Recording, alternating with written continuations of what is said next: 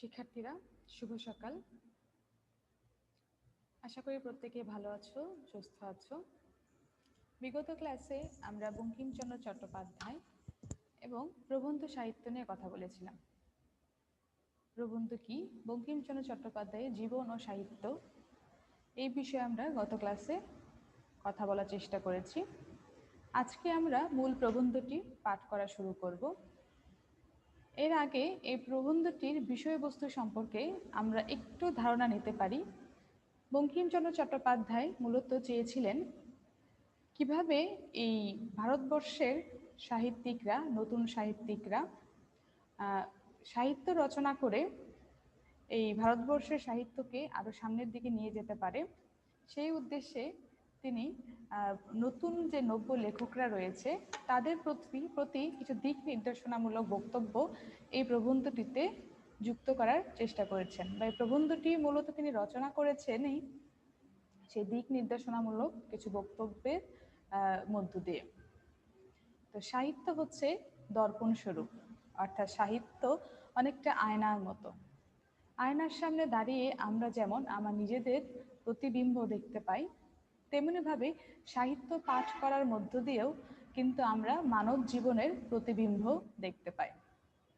সাহিত্যের মধ্য দিয়ে বা সাহিত্য পাঠ করার মধ্য দিয়ে আমরা নিজের জীবন দিয়ে যে বিষয়গুলো উপলব্ধি বা যে বিষয়গুলোর মধ্য দিয়ে আমরা যেতে পারি না, সাহিত্য পাঠ করার মধ্য দিয়ে আমরা সেই বিষয়গুলো সম্পর্কে জানতে পারি।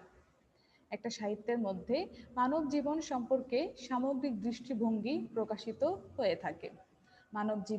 মানব জীবনে বিভিন্ন পর্যায়, মানব জীবনে বিভিন্ন আবেগ অনুভূতি, এক একটা বয়সের চরিত্র সেই সাহিত্যের মধ্য দিয়ে হয়তো আবির্ভূত হয়।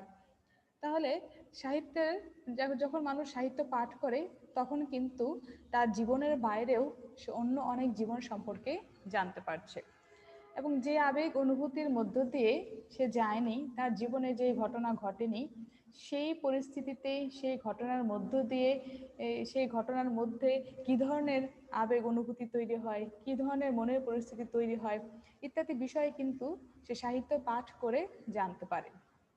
সেক্ষেত্রে আমরা বলতে পারি যে সাহিত্যের মধ্য দিয়ে আমাদের একটা মনের চক্ষু তৈরি হয়, যেটা কিনা আমাদের এই চামড়ার চক্ষুর আড়ালে লুকায়িত থাকে। চামড়ার চক্ষু দিয়ে আমরা সবসময় সব বিষয় অবলোকন করতে পারি না, কিন্তু সাহিত্য পাঠ করার মধ্য দিয়ে আমরা আমাদের অন্তরের চোখ দিয়ে অনেক বিষয় উপলব্ধি করতে পারি। তাই সাহিত্য যে কোনো একটি দেশের জন্য বা জাতির জন্য খুব একটি গুরুত্বপূর্ণ ব্যাপার। কেননা সাহিত্য কোনো একটি সমাজের পূর্বের ইতিহাস বর্তমানকে ধারণ করে থাকে, সমাজ ব্যবস্থাকে ধারণ করে থাকে। তাহলে ভবিষ্যৎ প্রজন্ম তার তার দেশের সাহিত্য পাঠ করে তার পূর্বপুরুষদের সম্পর্কে জানতে পারে, তার ইতিহাস সম্পর্কে জানতে পারে, তার পূর্বের সমাজ ব্যবস্থা, রাষ্ট্র, আইন ব্যবস্থা ইত্যাদি বিভিন্ন বিষয় সম্পর্কে জানতে পারে। তাহলে একটি সুশীল বা একটি উৎকৃষ্ট বা একটি উন্নত সাহিত্য গড়ে তোলা একটি দেশের জন্য খুবই গুরুত্বপূর্ণ ব্যাপার। বঙ্কিমচন্দ্র চট্টোপাধ্যায় বিশ্বাস করতেন যে লিখিয়া যদি সমাজের কোনো মঙ্গল সাধন করিতে না পারি তাহলে লিখিয়া লাভ কি। এই দর্শন থেকে বা এই ব্যক্তি দর্শন থেকেই তিনি চাইতেন যে অন্য যারা লেখক আছেন তারাও যেন এই উদ্দেশ্যে লেখা শুরু করে এবং এই উদ্দেশ্যে সাহিত্য রচনা শুরু করেন। সেজন্য তিনি ভাবলেন যে নতুন যারা লেখক আছে, যারা নতুন করে সাহিত্য রচনা শুরু করতে চায়, তারা যেন আগে থেকেই কিছু বিষয়ে প্রস্তুতি নিয়ে লেখা শুরু করে, যাতে করে ভারতবর্ষের বা বাংলার একটি উৎকৃষ্ট সাহিত্য রচিত হতে পারে বা বাংলার সাহিত্যের উন্নতি বিধান হতে পারে। সেই উদ্দেশ্যে তিনি এই বাংলার নব্য লেখক দিকের প্রতিনিবেদন এই প্রবন্ধটি লেখা শুরু করলেন, এবং নতুন বা তরুণ প্রজন্ম যারা নতুন করে লিখতে চায়, সাহিত্য রচনা করতে চায়, তাদেরকে তিনি কিছু দিক নির্দেশনামূলক বক্তব্য পেশ করলেন তার এই প্রবন্ধের মধ্য দিয়ে। তাহলে প্রবন্ধটির প্রথমেই যে পয়েন্টটি দিয়ে তিনি শুরু করেছেন, চলো আমরা একটু দেখে নিই।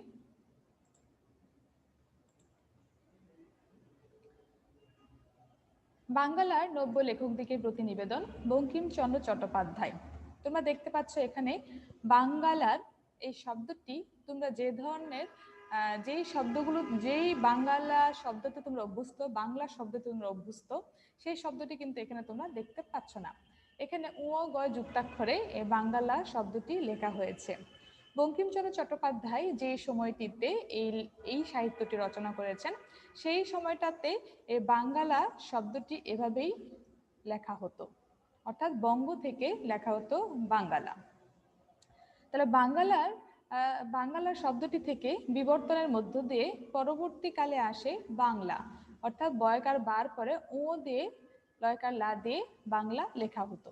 আর বর্তমান সময়ে আমরা বাংলা পাচ্ছি বয়কার বা অনুস্বার, তারপর হচ্ছে লয়কার লা। এই পরিশীলিত রূপটি বর্তমান সময়ে এসেছে বিভিন্ন বিবর্তনের মধ্য দিয়ে। ক্রমশ কিন্তু এই শব্দগুলো পরিবর্তিত হয়ে থাকে বা পরিবর্তন হয়, সেখানে আর্থসামাজিক রাষ্ট্রিক বিভিন্ন প্রভাব এখানে প্রতিফলিত হয়। সেই প্রভাবের কারণে বিভিন্ন শব্দ পরিবর্তন হয়ে ধীরে ধীরে ধীরে ধীরে এক এক সময় এক এক রূপ লাভ করে। তার সেই বাঙ্গালার নব্য লেখকদিগের প্রতি বঙ্কিমের যে নিবেদন, সেটাই হচ্ছে আমাদের আলোচ্য বিষয়। বঙ্কিমচন্দ্র চট্টোপাধ্যায়, তোমরা অবশ্যই নামের বানানটি খেয়াল করবে। বয়ের পরে উ ও ক যুক্তাক্ষর আছে।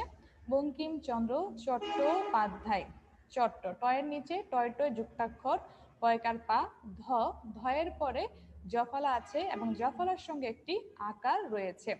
অধিকাংশ শিক্ষার্থীকে আমি দেখেছি বঙ্কিমচন্দ্র চট্টোপাধ্যায় এই বানানটি লিখতে গিয়ে ধয়ের পরে যে জফলা আছে, জফলার পরে আকারটা তারা দেয় না। সেজন্য আগে থেকেই তোমাদেরকে আমি সতর্ক করে দিচ্ছি যে নামের বানান লেখার সময় তোমরা অবশ্যই খুব গুরুত্বের সঙ্গে নামের বানানটি লিখবে, কেননা লেখকের নামের বানান ভুল হলে তোমার লেখার নম্বর এমনিতেই কমে যাবে। প্রথম যে বক্তব্যটি বঙ্কিমের রয়েছে আমাদের নতুন লেখকদের প্রতি, সেটি হচ্ছে, যশের জন্য লিখিবেন না, তাহা হইলে যশও হইবে না, লেখাও ভালো হইবে না। লেখা ভালো হইলে যশ আপনি আসিবে। তাহলে যশ বিষয়টা কি? যশ মানে হচ্ছে খ্যাতি, সুখ্যাতি। অর্থাৎ মানুষ চায় যে তার নাম মুখে মুখে প্রচলিত হোক, তাকে সবাই এক নামে চিনুক। প্রতিটি মানুষের মধ্যেই অবচেতন মনে এই আকাঙ্ক্ষা রয়ে যায় যে তাকে সবাই চিনবে, সে খ্যাতিবান একজন মানুষ হবে। তেমনি ভাবে যারা নতুন করে সাহিত্য রচনা করতে চাচ্ছেন বা লেখা শুরু করবেন, তারা যদি শুধুমাত্র এই খ্যাতির জন্য লিখে থাকেন, তাহলে কিন্তু তাদের লেখাও ভালো হইবে না এবং যশও পাবে না। এটা বঙ্কিম বলছেন।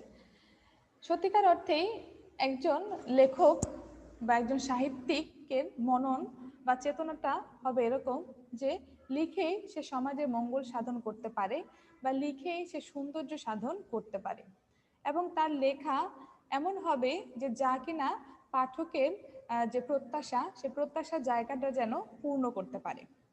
কিন্তু লেখক যদি শুধুমাত্র যশের জন্য লিখে থাকেন, খ্যাতির জন্য লিখে থাকেন, সেক্ষেত্রে পাঠকের প্রত্যাশা পূরণ করার কোনো চেষ্টা তার মধ্যে না থাকেন, সেক্ষেত্রে কিন্তু তার লেখাও ভালো হইবে না এবং যশও আসিবে না। এবং একটা সাহিত্য রচনার ক্ষেত্রে কিন্তু একদিনে 1 ঘন্টা 2 ঘন্টা বসে কিন্তু খুব সহজেই খুব উৎকৃষ্ট একটি সাহিত্য লিখে ফেলা যায় না। একটি উৎকৃষ্ট মানের সাহিত্য রচনা করতে গেলে তার পিছনে থাকে অনেক অধ্যবসায়, অনেক শ্রম, অনেক চেষ্টা এবং অনেক সাধনা। সেই সব কিছুর সম্মিলন ঘটলেই একটি সাহিত্য হয়ে উঠতে পারে কালোত্তীর্ণ, যুগোত্তীর্ণ সাহিত্য, এবং তা পাঠকের কাছে হয়ে উঠতে পারে গ্রহণযোগ্যতার সর্বশ্রেষ্ঠ নিদর্শন। কিন্তু বর্তমান সময়ে আমরা দেখতে পাই অনেক এরকম নব্য লেখক বা নতুন লেখক তৈরি হয়েছেন, যারা লেখার পিছনে সেই সাধনা বা সেই সময়টা ব্যয় না করে অনেক সময় তারা সেই লেখাটির প্রকাশনার ক্ষেত্রে, প্রচার প্রসারের ক্ষেত্রে বেশি গুরুত্বারোপ করে থাকেন। সেক্ষেত্রে হয় কি, তাদের লেখাটিও ভালো হয় না, সেই খ্যাতিও তাদের হাতে ধরা দেয় না। সেই জন্য বঙ্কিম পূর্ব থেকেই নতুন যারা লেখক আছে তাদেরকে সাবধান করে দিচ্ছেন যে আপনারা যশের জন্য বা খ্যাতির জন্য লিখবেন না, তাহলে যশও হইবে না এবং আপনার লেখাও ভালো হইবে না। আর লেখা যদি ভালো হয় তাহলে যশ আপনিতেই আসবে। সত্যিকার অর্থেই নতুন সাহিত্যিকের লেখা যদি পাঠকের কাছে গ্রহণযোগ্যতা পায়, পাঠকের কাছে তার লেখা যদি জনপ্রিয় হয়, তাহলে কিন্তু এমনিতেই যশ আসিবে এবং এমনিতেই লোকের মুখে মুখে তার নাম প্রচলিত হবে এবং সে খ্যাতিমান লেখক হতে পারবে। শিক্ষার্থীরা, তোমরা দেখতে পাচ্ছ আমাদের এই স্লাইডটিতে লাল রং দিয়ে চিহ্নিত করা আছে কিছু লাইন।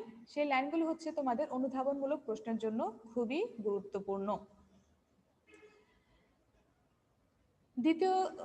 দ্বিতীয় যে পয়েন্টটি বঙ্কিম নতুন লেখকদের জন্য নিবেদন করেছেন, সেখানে তিনি বলছেন, টাকার জন্য লিখিবেন না।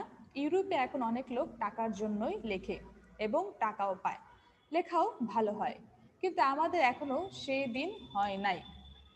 এখন অর্থের উদ্দেশ্যে লিখিতে গেলে লোকরঞ্জন প্রবৃত্তি প্রবল হইয়া পড়ে।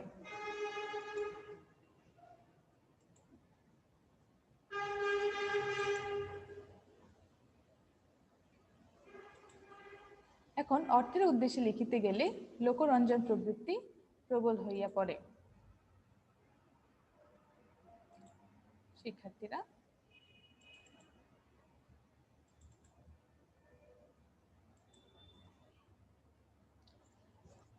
লেখাও কিন্তু আমাদের এখনো সেই দিন হয় নাই। এখন অর্থের উদ্দেশ্যে লিখিতে গেলে লোকরঞ্জন প্রবৃত্তি প্রবল হইয়া পড়ে।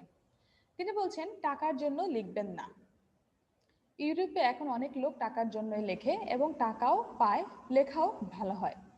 ইউরোপ বলতে তিনি পাশ্চাত্য দেশগুলোর কথা বলছেন, ইউরোপ আমেরিকার কথা, যেখানে ইতোমধ্যে সাহিত্য সমাজ বেশ এগিয়ে গিয়েছে, তাদের মধ্যে সমৃদ্ধি চলে এসেছে এবং তাদের একটি সুশীল পাঠক সমাজ এবং সুশীল লেখক সমাজ গড়ে উঠেছে এবং তারা এই সাহিত্য রচনা এই বিষয়টিকে তাদের পেশা হিসেবে নিতে পারছে, কেননা তাদের সেই যে সমাজ ব্যবস্থাটা সেটা তৈরি হয়ে গিয়েছে।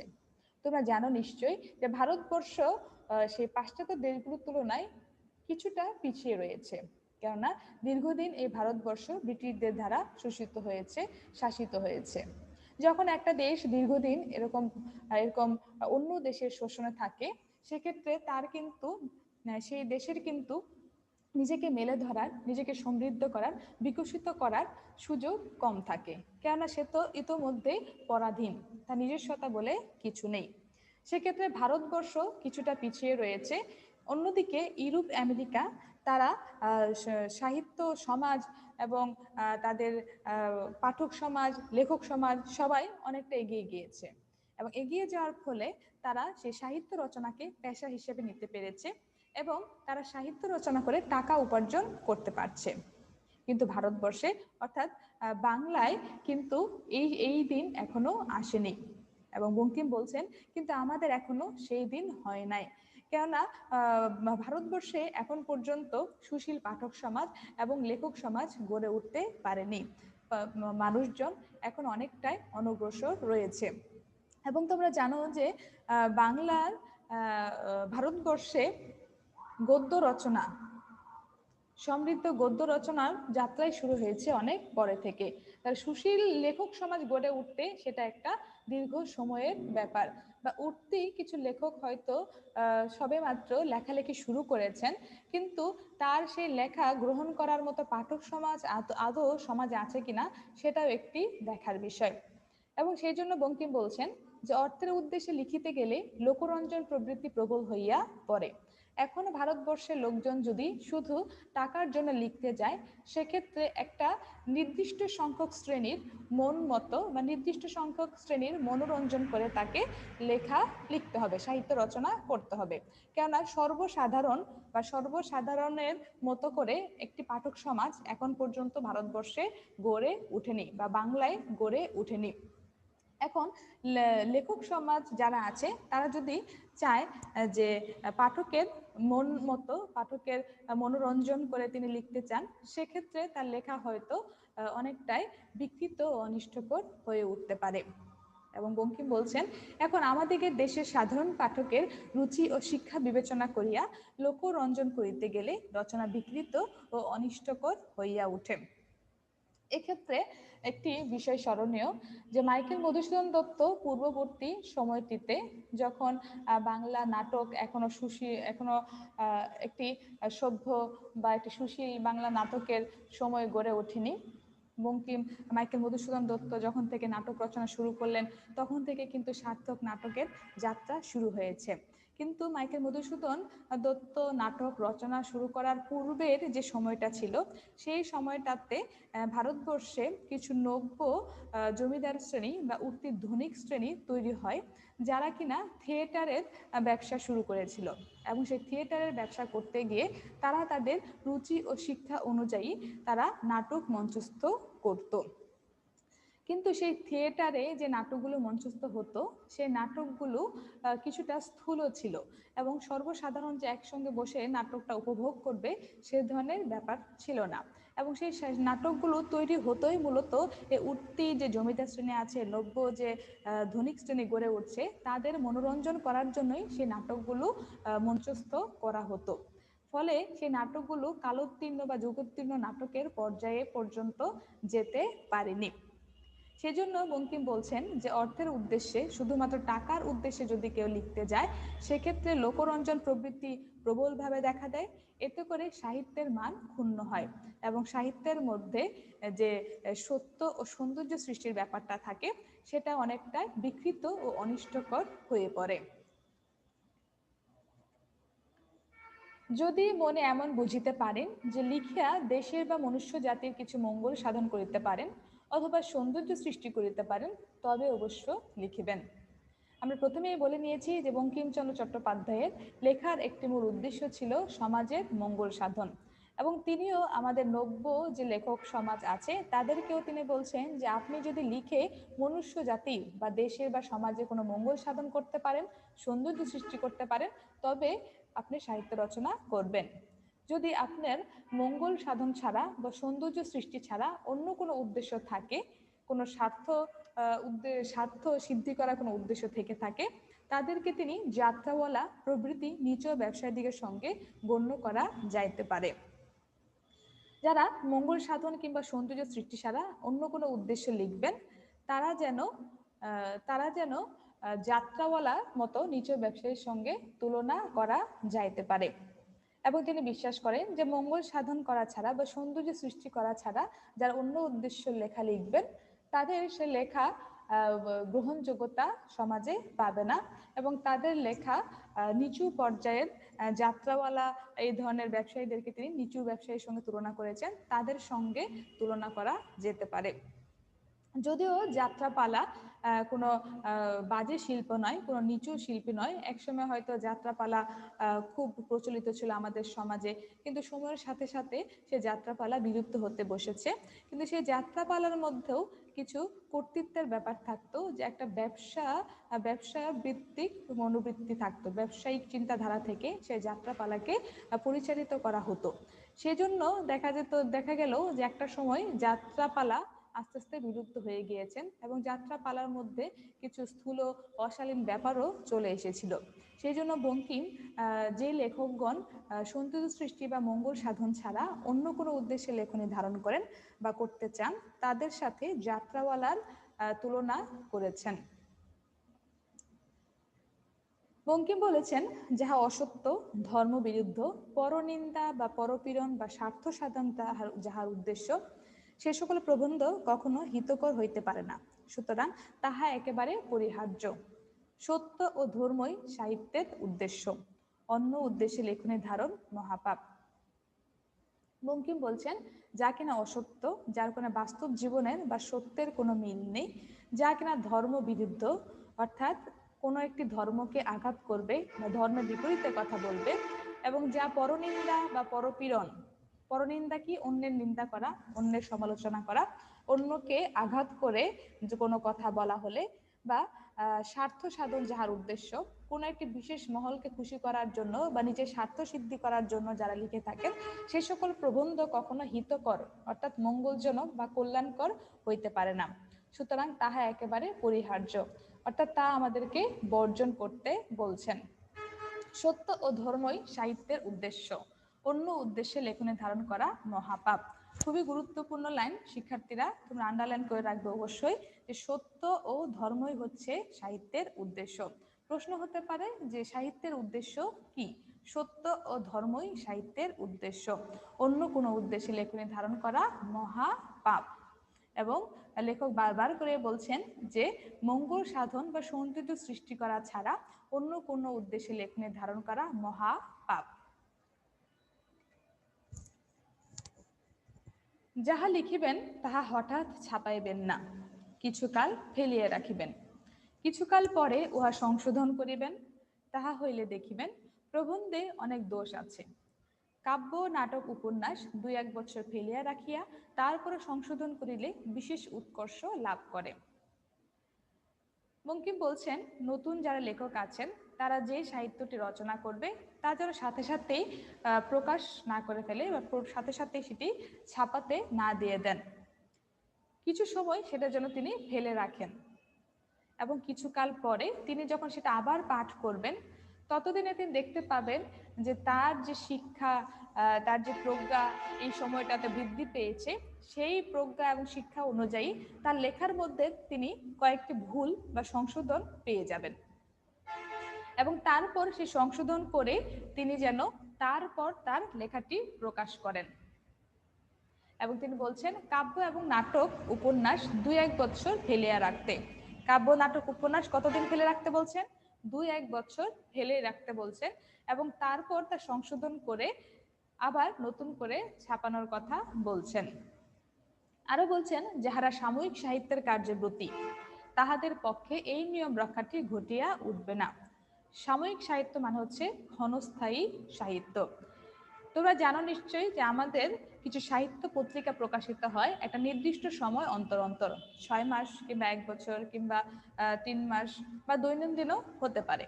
তাহলে সেই সাহিত্য পত্রিকাগুলোতে আমাদের অনেক সাহিত্যিক লেখা জমা দিয়ে থাকেন এবং তাদের উপর থেকে সবসময় একটা নির্দেশ থাকে যে এই সময়ের মধ্যে এই তারিখের মধ্যে আপনি একটা লেখা জমা দিবেন।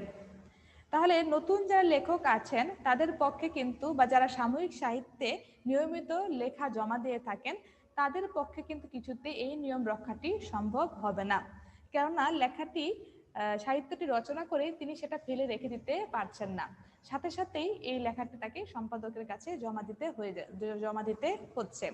তাতে করে যে লেখাটি তিনি লিখলেন, যে সাহিত্যটি তিনি রচনা করলেন, সেটা আরেকবার করে দেখার বা সংশোধন করার কোনো সুযোগ তিনি পাচ্ছেন না।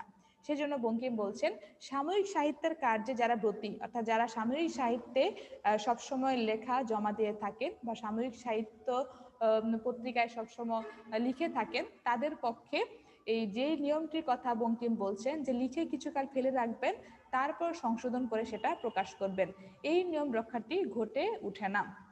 এই জন্য সাময়িক সাহিত্য লেখকের পক্ষে অবনতিকর। সেজন্য বলছেন যে সাময়িক সাহিত্যে নিয়মিত লেখা জমা দেওয়া, নিয়মিত লিখে যাওয়া একজন সমৃদ্ধ লেখক হওয়ার ক্ষেত্রে বা একজন জগোত্তীর্ণ বা কালোত্তীর্ণ লেখক হওয়ার পক্ষে সেটা বাধা বা অবনতির কারণ হয়ে দাঁড়াতে পারে। সেজন্য বঙ্কিমচন্দ্র চট্টোপাধ্যায় বলছেন যে লেখা, কোনো একটি লেখা লিখে সেটা 2-1 বছর ফেলে রাখতে এবং 2-1 বছর ফেলে রেখে সংশোধন করে তারপর সেটা প্রকাশ করতে। এবং এতে করে লেখক তার যে ভুল ত্রুটিগুলো আছে বা তার যে সীমাবদ্ধতাগুলো আছে সেগুলো সম্পর্কে তিনি অবগত হতে পারবেন এবং নতুন করে তিনি আরও বেশি সাধনার ধারা, আরও বেশি অধ্যবসায়ের ধারা, আরও বেশি চর্চার মধ্য দিয়ে তিনি তার লেখাটিকে একটি উৎকৃষ্ট মান এনে দিতে পারবেন। এবং এই যে সময়ের ব্যাপারটি, সেই ব্যাপারটি নিয়ে আমার একটা ব্যক্তিগত অভিজ্ঞতা রয়েছে। যেমন আমি যখন তোমাদের মতো ইন্টারমিডিয়েটের শিক্ষার্থী ছিলাম, তখন আমারই এক শিক্ষক, তিনি খুব ভালো লিখেন, এখনও তিনি লিখছেন। ওনার একটি লেখা পড়ে, একটি উপন্যাস পড়ে আমার এত ভালো লাগে যে আমার মনে হয় এটা যেন আমার জীবনের অনেক বিশ্বাস, অনেক দৃষ্টিভঙ্গি পরিবর্তন করে দেয় এবং কি সেই উপন্যাসটি পড়ে আমি যেন আবেগ আপ্লুতও হয়ে যাই অনেকটাই। খুবই ভালো লাগা কাজ করে সেই বইটি পড়ে। তো বইটি আমি আমার সংরক্ষণে রাখি এবং পরবর্তী সময়ে ইন্টারমিডিয়েট পাশ করার পর আমি স্নাতক সম্মানে ভর্তি হই এবং পড়াশোনা করতে থাকি। প্রায় 2 বছর 3 বছর অনার্সে চলে গিয়েছে। হঠাৎ একদিন আমার মনে হলো যে স্যারের সেই বইটি আমি পাঠ করবো আবার নতুন করে। তো বইটি আমি পড়া শুরু করলাম কিন্তু আমি দেখলাম যে সে আগের যে আবেগ অনুভূতি, আবেগের যে ভালো লাগা, সেইটা যেন এখন আর আমার মধ্যে কাজ করছে না। এবং সেই ভালোবাসাটা যে বইটা পড়ে এক বসাতে পড়ে একদম শেষ করে ফেলবো, সেটা যেন এখন আর হয়ে উঠছে না। এবং আমার মনে হয় এটার পিছনে এই যে সময়ের যে ব্যাপারটা, যেটা বঙ্কিম বলছেন যে 2-1 বছর ফেলে রাখবেন, এই ব্যাপারটা মনে হয় এটার পেছনে একমাত্র কারণ হতে পারে। যখন প্রথম আমি উপন্যাসটি পড়েছিলাম তখন আমি ছিলাম ইন্টারমিডিয়েটের শিক্ষার্থী, আমার বয়স কম ছিল, শিক্ষা কম ছিল, তো সেই জন্য হয়তো ভালো লাগাটা বেশি কাজ করেছিল। পরে যখন আমি অনার্সে ভর্তি হলাম এবং অনার্সে ভর্তি হওয়ার পর বাংলা ভাষা ও সাহিত্য নিয়ে পড়াশোনা শুরু করলাম, এবং তখন আমার অনেক বেশ কিছু সাহিত্য ইতোমধ্যে পড়া হয়ে গিয়েছে, অন্যান্য অনেক সাহিত্যের সঙ্গে আমার পরিচয় ঘটেছে, অনেক লেখক সম্পর্কে আমি জানতে পেরেছি, অনেক লেখকের লেখা সম্পর্কে আমি জানতে পেরেছি। এতে করে আমার শিক্ষা, আমার প্রজ্ঞা, আমার বিশ্বাস এগুলো কিছু পরিবর্তন হয়েছে। সেই কারণে হয়তো পরবর্তীকালে যখন আমি একই বই দ্বিতীয়বার আবার পাঠ করা শুরু করলাম, সে আগের ভালো লাগাটা তখন আর আমার মধ্যে কাজ করছে না। তো বঙ্কিমচন্দ্র চট্টোপাধ্যায়ের এই পয়েন্টটি পড়ে আমার কাছে আমার সেই ব্যক্তি জীবনের অভিজ্ঞতার কথা মনে পড়ে গেল। এবং তাহলে আমরাও যারা নতুন করে লিখতে চাই, নতুন করে সাহিত্য রচনা করতে চাই, তারাও যেন বঙ্কিমের এই নির্দেশটি মেনে নিয়ে তারপর সাহিত্য রচনা শুরু করি। তো বঙ্কিম চেয়েছিলেন মনে প্রাণে যে কিভাবে বাংলা সাহিত্যের উন্নতি সাধন করা যায়। তাই তিনি চাচ্ছিলেন তিনি ব্যক্তি জীবনে লিখতে গিয়ে যে ধরনের সমস্যার সম্মুখীন হয়েছেন বা অনেক বিষয় সম্পর্কে তার হয়তো কিছুটা বাধা বিপত্তির মুখে পড়তে হয়েছে, অনেক অভিজ্ঞতার মধ্যে দিয়ে তিনি গিয়েছেন, গিয়ে হয়তো মনে হয়েছে আমি যদি এই লেখাটা এভাবে না লিখে এভাবে লিখতাম তাহলে ভালো হতো, বা এই লেখাটা যদি আর 1-2 বছর পরে ছাপাতাম তাহলেও ভালো হতো। এরকম হয়তো বিভিন্ন তার প্রশ্ন বা বিভিন্ন দ্বিধা মনের মধ্যে এসেছিল। সেই উদ্দেশ্যে থেকেই বা সমাজের মঙ্গল করার উদ্দেশ্যে, বাংলা সাহিত্যকে সমৃদ্ধ করার উদ্দেশ্যে তিনি চেয়েছিলেন যে বাংলা ভাষার যারা নতুন সাহিত্যিক আছেন, যারা নতুন লেখক আছেন, তাদেরকে তিনি কিছু দিক নির্দেশনামূলক বক্তব্য দিতে চেয়েছেন, বা তাদের প্রতি তিনি তার একান্ত ব্যক্তিগত কিছু অভিজ্ঞতা বা বিশ্বাস তিনি তুলে ধরতে চেয়েছিলেন। এই ছিল বঙ্কিমচন্দ্র চট্টোপাধ্যায়ের প্রচেষ্টা। তো শিক্ষার্থীরা, আজকে আমাদের হাতে সময় বেশি নেই, আজকে আমরা আর পর আগাতে পারছি না। আগামী ক্লাসে আমরা 6 নম্বর প্যারাটি থেকে বা 6 নম্বর পয়েন্টটি থেকে পড়া শুরু করব। এর মধ্যে যতটুকু অংশ পড়া হয়েছে এর থেকে তোমাদেরকে আগামী ক্লাসে আমি প্রশ্ন জিজ্ঞাসা করব। আশা করি তোমার প্রত্যেকেই এই অংশটুকু পড়ে আসবে এবং বঙ্কিমচন্দ্র চট্টোপাধ্যায় এবং প্রবন্ধ সাহিত্য নিয়ে গত ক্লাসে যে আলোচনাটা করেছিলাম সেগুলো তোমরা একটু পড়ে আসবে, দেখে আসবে, যাতে করে তোমরা আমার আগামী ক্লাসগুলোতে সক্রিয় অংশগ্রহণ করতে পারো, বা আগামী ক্লাসগুলোতে তোমরা আমার বক্তব্য বুঝতে পারো, বা বঙ্কিমের লেখার যে ধরন সেটাও যেন তোমরা বুঝতে পারো। তা আগামী ক্লাস পর্যন্ত প্রত্যেকে ভালো থেকো, সুস্থ থেকো। আজকের মতো এখানেই বিদায় নিচ্ছি।